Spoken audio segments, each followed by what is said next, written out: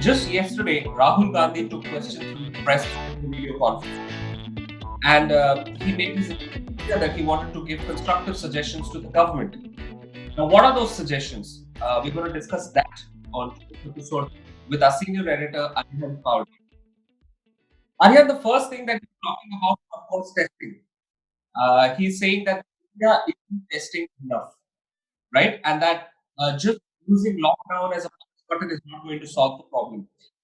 Could you shed some light on India's strategy as of So Karan, I think Rahul is very much wrong. I think this test strategy is not applicable to India as a whole. So if we look back, the people who are advising him or the people he's reading and the critics of the government, they have been saying that we need to test more. Okay, and it's been going on since the last 15, 20 days at least, this campaign of testing.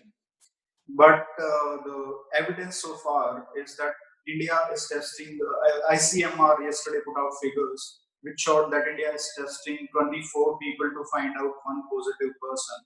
And that translates to around four and a half people per 100 tested people. Okay, four people are being found positive every 100 tests. So, and the same rate is around 20 in the US.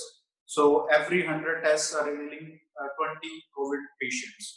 So, clearly, it is a better marker in terms of understanding the spread of COVID in a country rather than tests per million, which is a very absurd kind of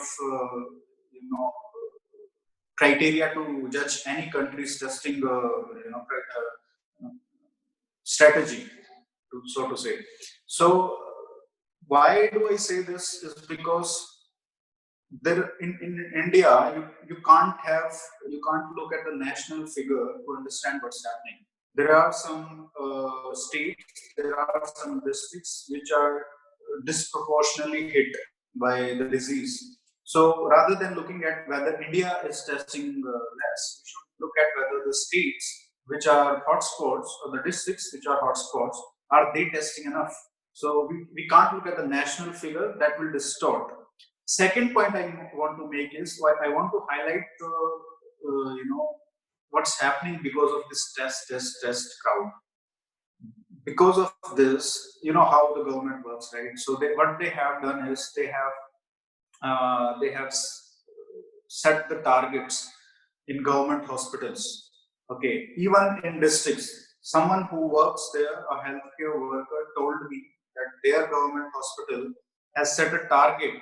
There are no cases in the district so far, and they told me that the government has set targets that you have to test that many people, whether they have symptoms or not, doesn't not matter. Just meet the targets.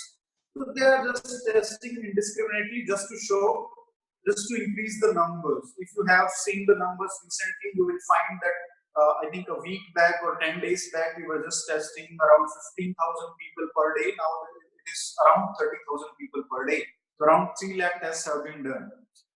So if you look at that, just to satisfy the curiosity of this test crowd, we are wasting so many kits that will be that could have been used when in areas where the spread is more, right? So this is very bad as far as the drawback is concerned, but I don't think we are testing less as the figures show. The rate of positives which are found people who found positive per 100 samples is very much less compared to other countries. So we should rather look at the states figures and the district figures which are hotspots. Another thing that you talked about is that you use testing to have the country divided into hotspot and non-hotspot zones, so that you can then work around that situation. What do you think about that? I think there are three layers that the government has declared as hotspots. Non-hotspots on the one hand and hotspots on the other, and there is a middle where those potential hotspots, you can say. Those can be where the cases are less, but the cases are there. They are not neither hotspots nor virus-free zones. So these three layers, we have to look at it. We can't say these are hotspots and these are non-hotspots. We have to have a middle layer in the whole process, so that we can know. And of course, the different strategies have to be in place for these three. For example, there are 170 districts which have been declared hotspots. There are 207 districts which have shown that there are cases there, but they are not hotspots. The number of cases are not increasing that much. And then there are virus-free zones. So if we take all these figures, then around 377 districts are, where the cases are there. Rest of the out of 720 districts, so rest 300 districts, more than 350 districts around, they don't have any case. And if they don't have any case current so far, then we should take it as a given that it is like highly unlikely, because the lockdown is in place for the last 24-5 days, and usually we know that it takes around 14 to 15 days to show up symptoms in extreme cases, right? So we can be sure that these, unless there are hidden surprises like Tablighi Jamaat members who show up suddenly.